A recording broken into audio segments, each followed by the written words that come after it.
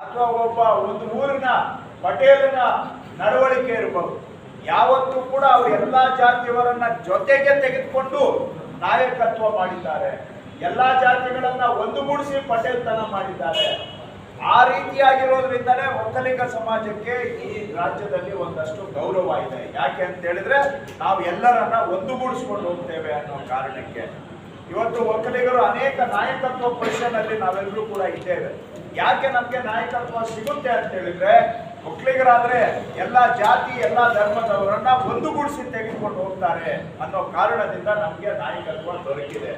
ಹಾಗಾಗಿ ನಾನು ವಿಶೇಷವಾಗಿ ನಮ್ಮ ಒಕ್ಕಲಿಗ ಬಂಧುಗಳಲ್ಲಿ ಮನವಿ ಮಾಡ್ತಕ್ಕಂಥದ್ದು, ನಮ್ಮ ಭವಿಷ್ಯ ಹಾಗೂ ನಮ್ಮ ಇತಿಹಾಸ ನೋಡಿದ್ರೆ ನಾವು ಯಾವತ್ತೂ ಕೂಡ ಸಮಾಜವನ್ನ ಒಂದುಗೂಡಿಸ್ತಕ್ಕಂಥವರೇ ಹೊರತು ಜಾತಿಯ ಹೆಸರಿನಲ್ಲಿ ಸಮಾಜವನ್ನ ಒಡೆಯುವಂತಹದ್ದು ನಮ್ಮ ಗುಣ ಅಲ್ಲ, ನಮ್ಮ ಇತಿಹಾಸ ಅಲ್ಲ.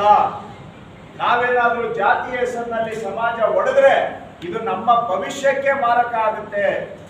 ನಮ್ಮ ನಾಯಕತ್ವ ಉಳಿಯಬೇಕು, ಸಮಾಜದಲ್ಲಿ ನಮಗೆ ಗೌರವ ಮುಂದುವರಿಬೇಕಾದ್ರೆ ನಾವು ಎಲ್ಲ ಜಾತಿ ಜನಾಂಗಗಳನ್ನ ಒಂದುಗೂಡಿಸ್ಕೊಂಡು ಹೋಗಬೇಕು.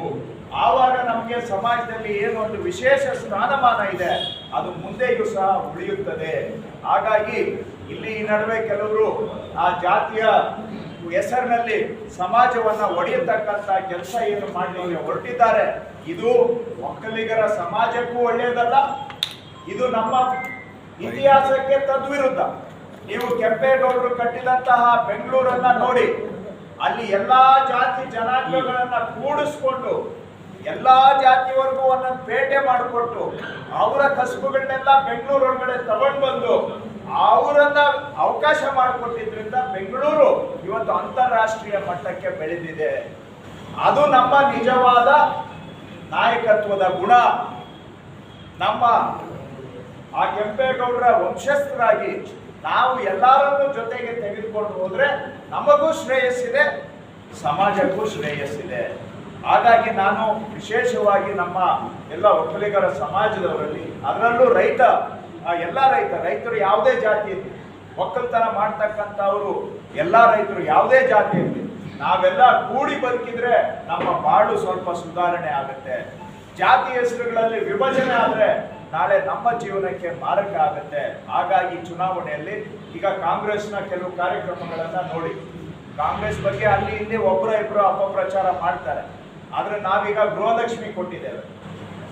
ಗೃಹಲಕ್ಷ್ಮಿ ಯೋಜನೆ ಯಾವ್ದಾದ್ರು ಇಂಥ ಜಾತಿಗೆ ಕೊಡ್ತೀವಿ, ಇಂಥ ಜಾತಿಗೆ ಕೊಡಲ್ಲ, ಈ ಧರ್ಮಕ್ಕೆ ಕೊಡ್ತೀವಿ, ಈ ಧರ್ಮಕ್ಕೆ ಕೊಡಲ್ಲ ಅಂತ ಎಲ್ಲಾದ್ರೂ ಒಕ್ಕಲಿಗರು ಇರ್ಬಹುದು, ಕುರುಬರು ಇರಬಹುದು, ಬರ್ಜಿಗರು ಇರಬಹುದು, ನಾಯಕರು ಇರಬಹುದು, ಯಾವುದು ಲೆಕ್ಕ ಇಡದೆ ಯಾರ್ಯಾರು ಅರ್ಹರಿದ್ದಾರೆ ಅಂತ ಅರ್ಹರದ್ದು 1,50,1,00,000 ಮನೆಗಳದ್ದು ಕರೆಂಟ್ ಬಿಲ್ ಫ್ರೀ ಮಾಡಿರ್ತಕ್ಕಂಥ, ಮಹಿಳೆಯರು ಬಸ್ಸಲ್ಲಿ ಓಡಾಡುವಾಗ ಶಕ್ತಿ ಯೋಜನೆ. ಯಾವ್ದಾದ್ರು ಜಾತಿ ನೋಡಿದೀವ, ಯಾವ್ದಾದ್ರು ಧರ್ಮ ನೋಡಿದೀವ?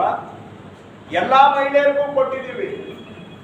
ಕೆಲವರು ಧರ್ಮಸ್ಥಳಕ್ಕೆ ಹೋಗ್ತಾರೆ, ಇನ್ ಕೆಲವರು ಕುಕ್ಕೆ ಸುಬ್ರಹ್ಮಣ್ಯಕ್ಕೆ ಹೋಗ್ತಾರೆ, ಇನ್ ಕೆಲವರು ಯಲ್ಲಮ್ಮ ದೇವಸ್ಥಾನಕ್ಕೆ ಹೋಗ್ತಾರೆ, ಇನ್ ಕೆಲವರು ಗಾರ್ಮೆಂಟ್ ಫ್ಯಾಕ್ಟ್ರಿಗೆ ಹೋಗಿ ಕೆಲಸ ಮಾಡ್ತಾರೆ, ಇನ್ ಕೆಲವರು ಯಾವ್ದೋ ಆಫೀಸ್ ಸೇಲ್ಸ್ ಗರ್ಲ್ ಆಗಿ ಕೆಲಸ ಮಾಡ್ತಾರೆ. ಎಲ್ಲ ಮಹಿಳೆಯರಿಗೂ ಇವತ್ತು ಮಗಳ ಮನೆಗೆ ಹೋಗುವಂತ ತಾಯಿಗೂ ಮಾಡಿದ್ದೇವೆ, ತವ್ರ ಮನೆಗೆ ಹೋಗುವಂತ ಮಗಳಿಗೂ ಇರ್ರೆಸ್ಪೆಕ್ಟಿವ್ ಆಫ್ ಜಾತಿ ಧರ್ಮ ಮಾಡಿದ್ದೇವೆ. ನಾನು ಹೇಳುವಂತಹದಿಷ್ಟೇ, ಕಾಂಗ್ರೆಸ್ಸು ಜಾತ್ಯತೀತವಾಗಿ ಎಲ್ಲರನ್ನೂ ಜೊತೆಗೆ ತೆಗೆದುಕೊಂಡು ಹೋಗುತ್ತೆ ಅನ್ನೋದಕ್ಕೆ ನಮ್ಮ ಗ್ಯಾರಂಟಿ ಕಾರ್ಯಕ್ರಮಗಳೇ ಸಾಕ್ಷಿ. ಒಂದು ವರ್ಷಕ್ಕೆ 52,000 ಕೋಟಿ, ಪ್ರಪಂಚದಲ್ಲೇ ಯಾರೂ ರೂಪಿಸದಂತಹ 52,000 ಕೋಟಿಯ ಗ್ಯಾರಂಟಿ ಕಾರ್ಯಕ್ರಮ.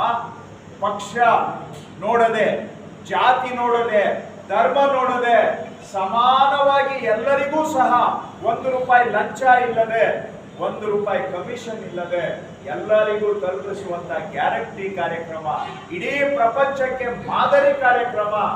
ಸಮಾಜವನ್ನ ಒಂದುಗೂಡಿಸ್ಕೊಂಡು ಹೋಗೋದಿಕ್ಕೆ, ಒಟ್ಟುಗೂಡಿದಂತ ಸಮಾಜವನ್ನ ಕಟ್ಟೋದಿಕ್ಕೆ ಇದೇ ಒಂದು ಉದಾಹರಣೆ.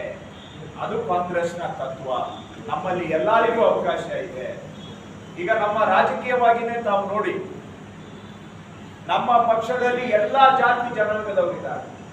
ಸಮಾಜದ ಎಲ್ಲಾ ಜಾತಿ ಜನಾಂಗದವ್ರಿಗೂ ನಾವು ಅವಕಾಶ ಕೊಟ್ಟಿದ್ದೇವೆ. ಒಕ್ಕಲಿಗರ ಸಮಾಜದವ್ರಿಗೂ ಕೊಟ್ಟಿದ್ದೇವೆ. ಇಲ್ಲಿವರೆಗೂ ಕೆ ಸಿ ರೆಡ್ಡಿಯವರಿಗೆ, ಕಡಿದಾಳ್ ಮಂಜಪ್ಪನವರಿಗೆ,